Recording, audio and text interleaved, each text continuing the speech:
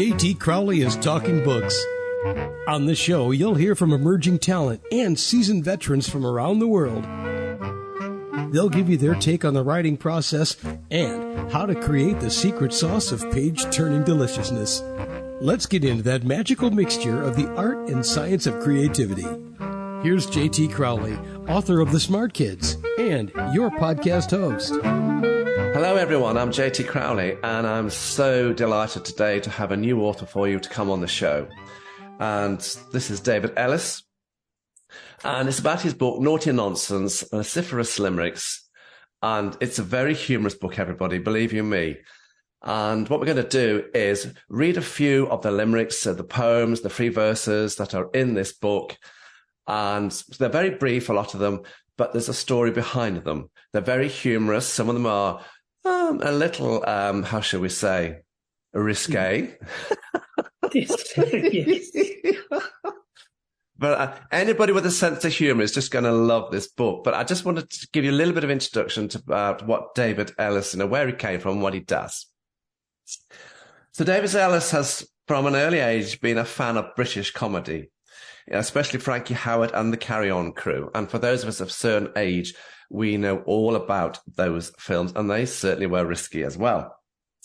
And their influence can be seen in his varied selection of his comic verses of over 50 years. He worked as an English teacher in England, where he sought to encourage creative writing and an appreciation of literature, including poetry. Well known in the United Kingdom and Australia as a chess player, he has been West of England, Cornish, Kent, and 3 times West Australian champion. He has competed in a number of Australian Open and Closed Championships, with the best result equal 3rd. He has also regularly coached young players, including a to-be British champion. He's been chess columnist for the West Australian newspaper for more than 24 years, and in 2001 received the Australian Chess Federation Medal for outstanding work as a chess correspondent.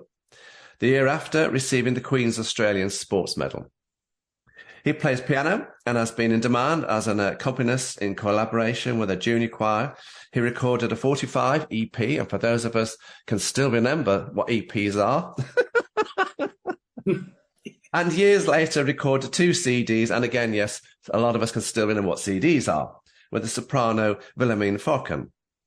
He's father to 2 children. His son is a champion ultramarathon runner, while his daughter has competed in a number of triathlons, as well as successfully representing Western Australia in both the girls' and women's chess teams. So there you go, everybody. That's a little bit about David. So David, come and join me on the show to talk about this, very humorous book. Yeah. Well, it's a pleasure, John. Glad to speak to you, yes. So David, writing has come to you, well, you've done literature all your life, but this is your first book, isn't it? It is. It was the COVID isolation that got me to put my verses together and create a lot newer ones, and I thought, put them into a book, yes. Did you laugh a lot when you were writing these verses? Did you laugh a lot when you were writing these verses? Well, I smiled a lot. But I don't think I actually guffawed at all, no. So what we're going to do, everybody, is there's a lot of little, comic verses, humorous verses, limericks, poems. So what we're going to do is that David and I are going to read some for you, and we'll just ask briefly, David, what they were about, just to give you a flavour of what this book is. And as you can see from in the background, you can see the poster there. This is just going to be one roller coaster of a laugh and a ride, everybody. Brace yourself. David, could you do me the great pleasure of reading to us Sexy Shorts? Right, one of the verses from Sexy Shorts. One, yeah. A sex-hungry farm girl named Kay would take a new lover each day. When they said, "You're a sinner," she replied, "No, a winner. Every time I leap in the hay."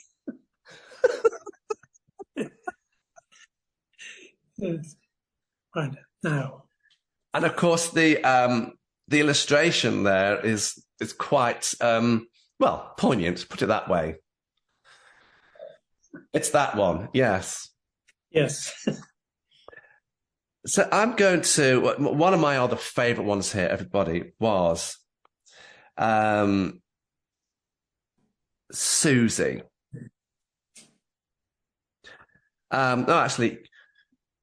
Yes, was Susie. And it's wonderful, everybody. So I'm just going to read it very quickly. A gin-sodden old woman called Susie was known as the neighbourhood floozy. She said, any bloke can give me a poke. At my age, one cannot be choosy. Where did these come from in your head, these little... Yes, all right. Yes, well, I'll go on if you like. What about Desmond? What about Desmond? Right. Young Desmond said, I must confess, I love to be seen in a dress. Had panties and bra, and I think I'm a star. So please, can you call me Princess?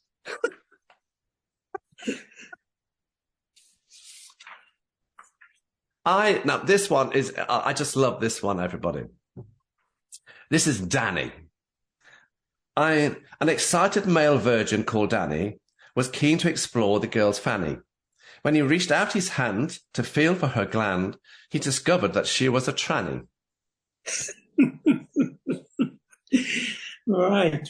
Okay, I'll go on. Well, yes. Shall we go on? Let's go to Jenny. Alcohol? Yes. Yes, this is a section on alcohol. Yes. A social young lady named Jenny was forever spending a penny. The reason is clear. She loves to drink beer.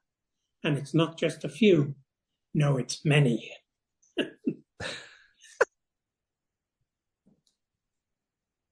You know, as I said, I think you must have thoroughly enjoyed doing these, because let's go to Lou here.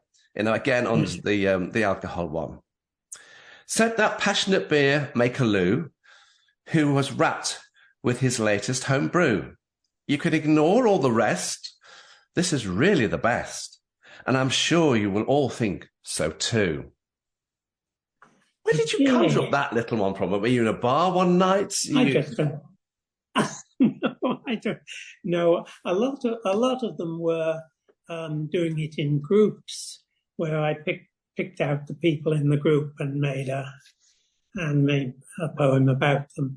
Sometimes they might be relevant to the person's character, very often not. But anyway.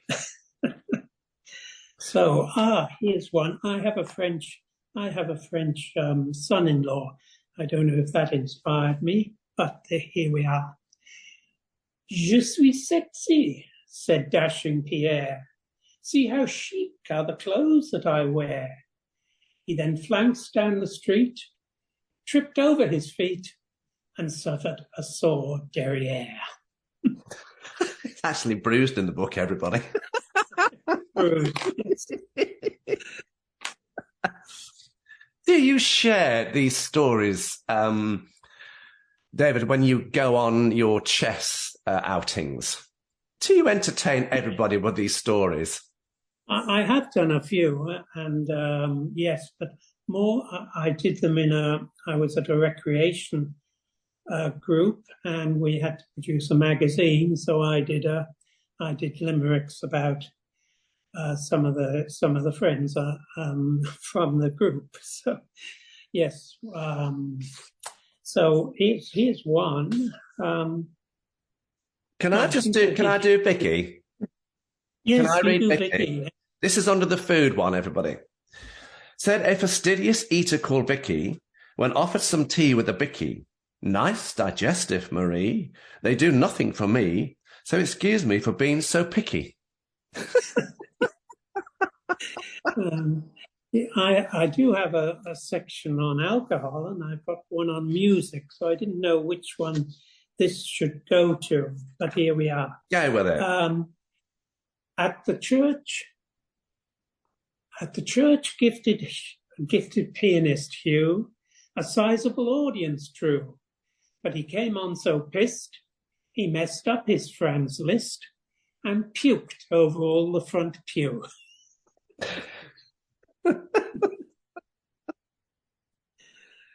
Yes. So still. I think, do you think, when you were a teacher, David, that, back in your earlier days, if, you loved poetry, did you read poetry to the children in school? Yes, and I got them to produce their own as well. So, yes. That was poetry is a specialist area, as far as I'm concerned. I think, for you either love poetry or you don't. You either get it or you don't. Because there are many formulas, many versions here. There's free verse, there's rhyming, there's all sorts of formulas to use, isn't there? So how long have you loved doing poetry? I think from about the age of about 7, I think. I had time on my hands reading. I had Me's Encyclopedia as a child, and there would be a lot of poems in there, and I would read them. I loved Lewis Carroll, and I learned the poem "The Walrus and the Carpenter" while I was at primary school, for 18 verses, I believe. And I think I can still remember it. Yes. Because when you were 7, when you were a child, you were born on the Scilly Isles, the big island, St. Mary's, weren't you? Yes, that's correct. Yes. And of course, you were there after the World War II. So that's, so you'd have been on the beaches, walking on the beaches, and enjoying the scenery there. So did you actually, as a child, did you read books? Did you, read poetry then? Did you sit on the beaches there, enjoying the waters lapping on the shores and just sitting there reading? No, I did my reading at home. I didn't. I have done reading at the beach, but that's more in my adult life. So yes, you were born here in the United Kingdom. You were born in the Scilly Isles. You taught in various places in the UK, England, Sheffield, all around those sorts of places. Did you enjoy teaching kids? Did you enjoy teaching them literature? Yes, I did. Yes, it was quite a joy. Yes, and when you've got some enthusiasm in the class, which hopefully I got most of the time, it was quite a delight. Because you went out to Australia, didn't you, when you were in your early 30s? Yes. To be upfront with everybody, you went out, followed for romance. It didn't quite work out, but you stayed in Australia. Do you love Australia? I do love Australia, yes, and I never wanted to leave it, but I must admit, when I was back in England for holidays, I didn't want to leave England either.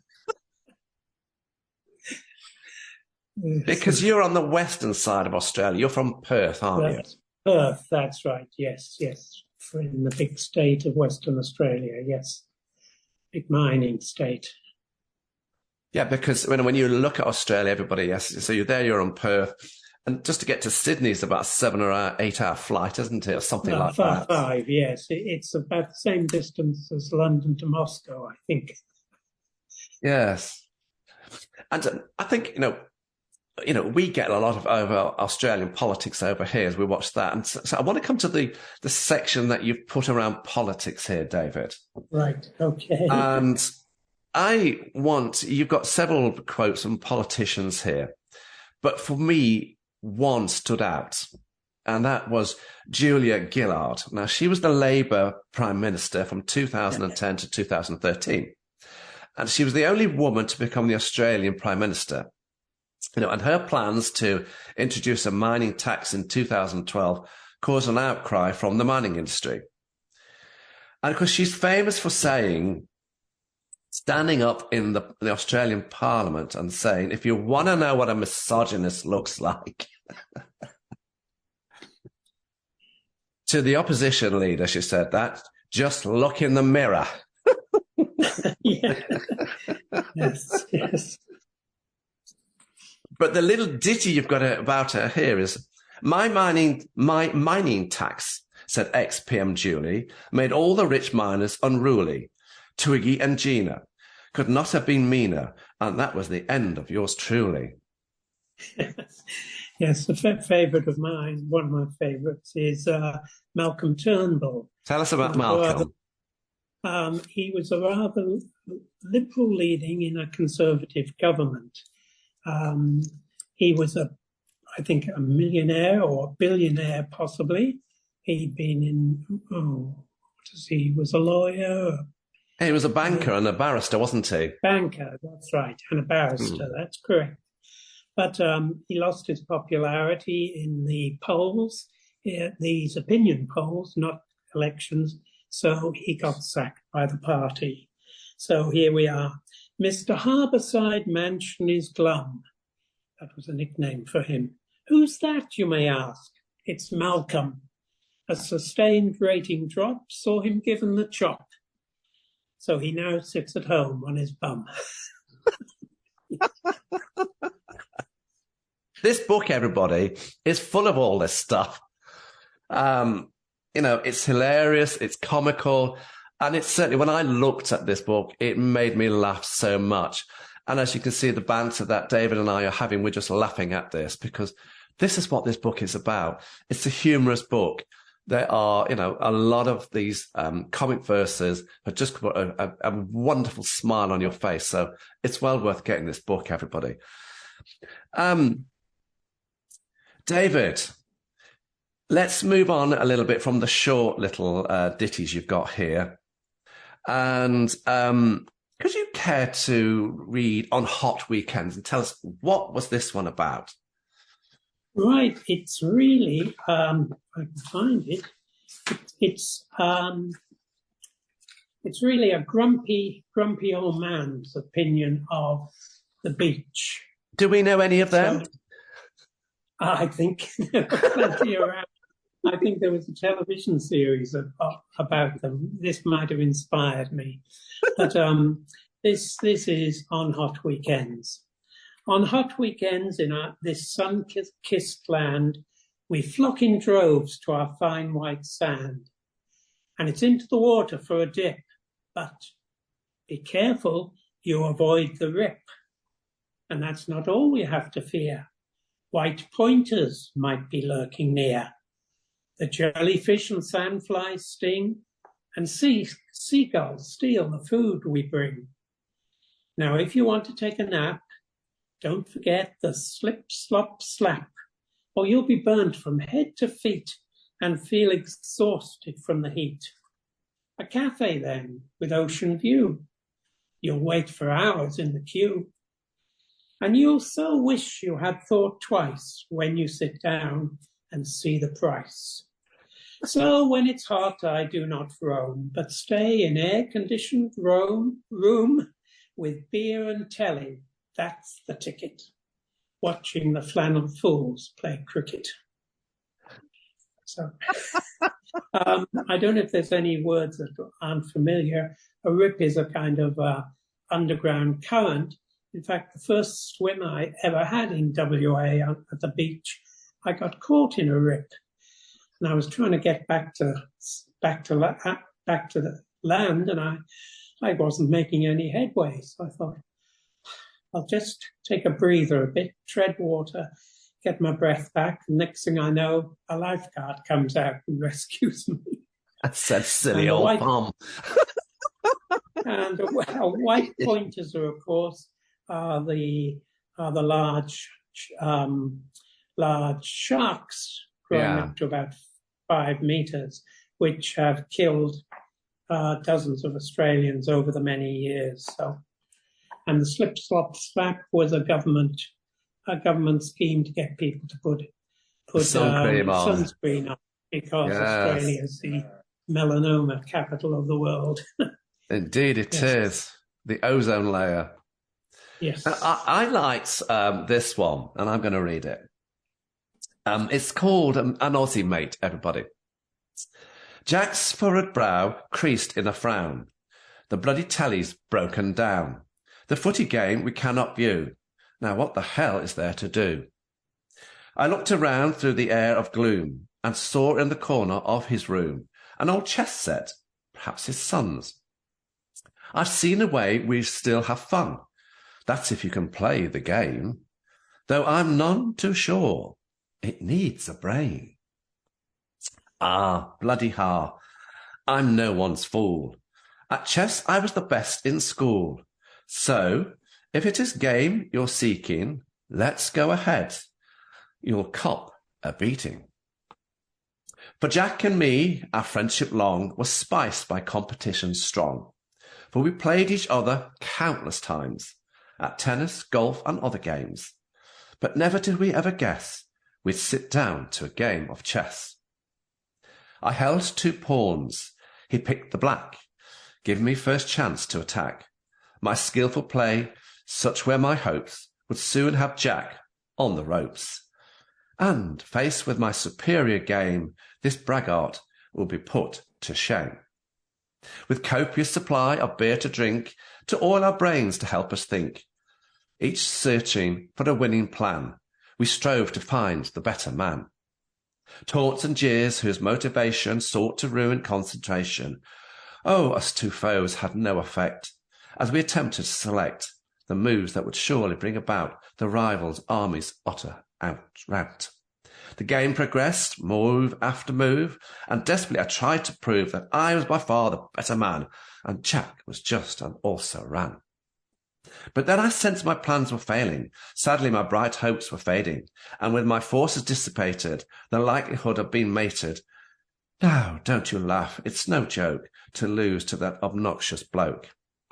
I searched and searched, but I could not find a move to stop the rot, till finally my concentration lit a spark of inspiration. There was one chance, a trap I'd set, he'd fall right in, on that I'd bet. My strongest piece moved to attack, bringing a swift reply from Jack. His gloating smirk was plainly seen as he reached out and snatched my queen. The game is up, accept your fate. You're a beaten man, so give up, mate. No, Jack, I smiled. Our little war has culminated in a draw, and we must both accept our fate. Your final move produced stalemate. Jack got up and without a word swept all the pieces from the board, and as they clattered to the floor, he pointed me towards the door. I left and thought, such a shame, our friendship ruined, a stupid game. The days went by, I felt so blue. It seemed that nothing I could do could break the deadlock or could mend the mateship with my erstwhile friend. But now, weeks later, I can report we're back together playing sport, with confidence there won't be another rift twixt Jack and me. But there's one game I must confess remains off limit, and that's chess. This is you and your chess, isn't it? Yes, it is a bit, yes. There's a sense of humour to me sometimes, yes. But I can, of course, be much more serious. And an inspirational tale I found from the UK recently was that of Sir Tom... Captain Tom. Moore. Yeah. Captain Tom, yes. Going to read his little ditty? I'll read it. Yeah. Yes, it's called Hero. Like thousands of his countrymen, he fought bravely during his nation's struggle against an evil foe, enduring the privations and dangers of the battlefield. But you will not find his name among the few we call our war heroes. But he is a hero, remembered not for leading an attack, nor rallying his outnumbered men to hold off the fearsome enemy hordes, nor rescuing wounded colleagues under fire. He was not a hero on the sporting field, standing out among his team, or as an individual performing with such brilliance, winning cups and medals for a success-hungry nation. He was not strong in body, nor muscled and fleet of foot. He did not climb mountains, he did not swim seas or sail the world alone. He was not flung beyond the far horizons of space. He did not endure persecution, imprisonment or torture. But he is a hero. Aged and infirm, he summoned all the strength of his ancient feeble body to walk, not the length of a country, but just that of his small garden. For 3 dogged weeks he shuffled up and down that short, restricted area, with walking frame his sole companion. Hour after hour, day after day, he plodded on, striving to raise £1,000 for his country's health. But news of his endeavours could not be contained, his quest winning the plaudits of an admiring world, a world bedevilled and frightened by a hideous plague. Donations pouring in from far and wide. £33 million to fight this insidious, invisible foe. Donations to honour this old man, this legend, this hero. Please always remember, he said, tomorrow will be a good day. Summoned to attend the Queen, a sword gently tapping his shoulder. I knight thee, Sir Tom Moore. His 100th year attained, sadly he too was taken by this worldwide scourge. But he will be remembered, Sir Tom, hero. And when that good tomorrow comes, we shall still remember Sir Tom, hero. It's a wonderful story, and of course it's based on Sir Tom Moore, isn't it? Yes, I find it very inspiring, and it moves me each time I read that story. Yes. And when you look at the photograph, David, in the book, there you've got the Queen knighting him in Windsor Castle and the gardens there, and himself. And of course you now look at it and neither of them are here anymore. That's true, yes. It's a wonderful photograph. Wonderful piece. Yeah. Yes.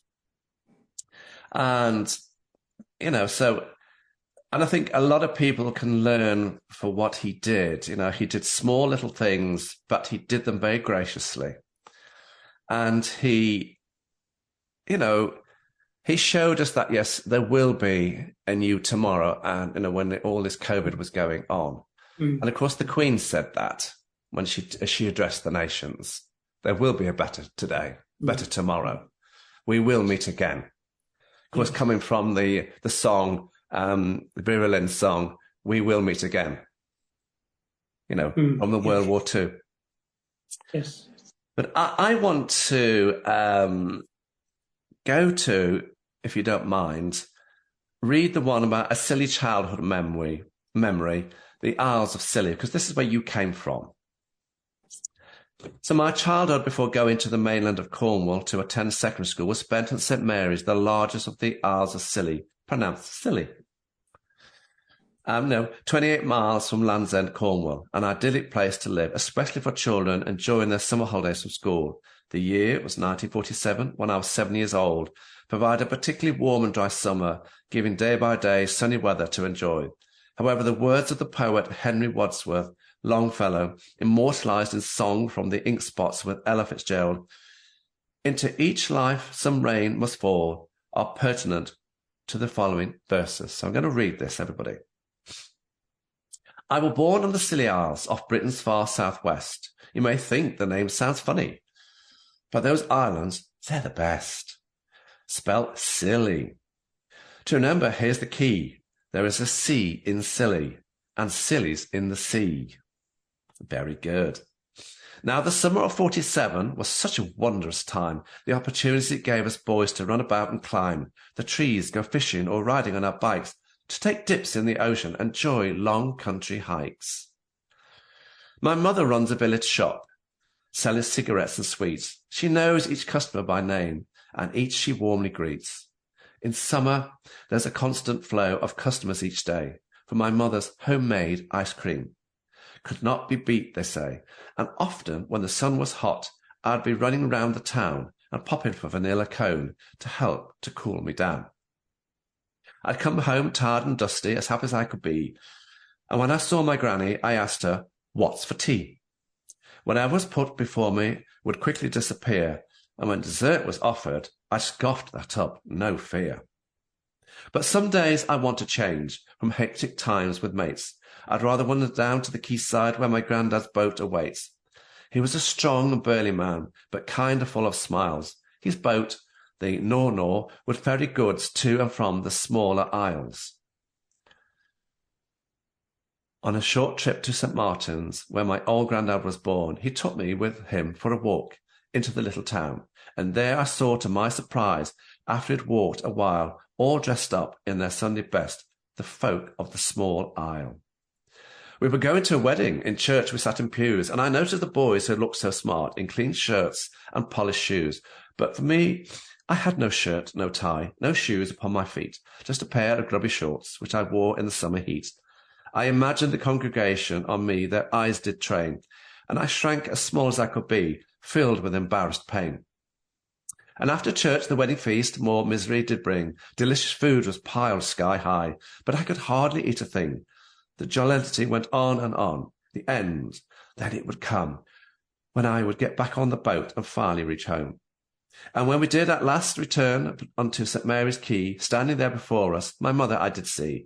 No pleasant greeting welcomed me as she grabbed me by the ear. The angry look upon her face made me quake with fear. He should have been home hours ago. I've been searching high and low, that he was in your keeping. Off that I didn't know. The smacks rained down upon my legs, and my tears flowed in a flood. My grandad tried to intervene, but didn't do any good. The fault it was entirely mine, so bent your rage on me, but his words on her had no effect, as she ignored his plea. Then miserable, sore and hungry, I were ordered to my bed. The memories of that sad day remain inside my head, but the details of my escapade and that long distant time have given me this opportunity to share my tale in rhyme. It's beautiful, isn't it? It is a memory. It's your little childhood, a day of your Yes. childhood on your home territory of St. Mary's in the Scilly Isles. Mm-hmm. That's it. It's wonderful. David, what's next? Do you have any more books coming down the line? You know, what's next for you and your writing? Because this book is amazing, everybody. I've laughed and laughed.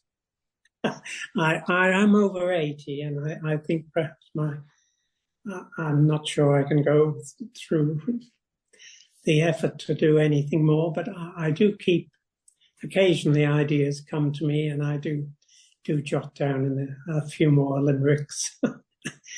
Would you like to hear the last one I've done? Yeah, do the last one. Yeah, it's not in the book, is it? No, it's not in the book. All right, here's a surprise, everyone. Yes, if I can remember it. Let's think. Said a limerick writer named Dave, "It's fortune and fame that I crave. I'm much better than Lear, but I'll end up, I fear, poor and unknown in my grave." Very good. David, who do you see, as reading your books? Who do you want to read your book? This humorous book, of comic verses. I think it's anybody who likes humor, and anybody who's not prudish. That's true. Because I don't. Yes, so that's it. Age doesn't mean much. Whether you're a man or a woman, I would hope it would appeal to both. And obviously, one has to be of a certain age to start. It's a little for children, but once you're an adult, yes. Where can people get your book, David? It's in a number of the top booksellers sell the book, including Amazon and that. But my publishers are Ex Libris, but as I say, I've looked through Google and I found the book is available on a great many bookstores online. Yes, certainly. Yes. There you go, everyone. David Ellis, it's been wonderful to chat with you, to get to know you over the last few weeks and to read this hilarious, humorous book. It put a smile on my face to read these, intriguing verses. And the illustrations are quite good for some of them as well. Yes.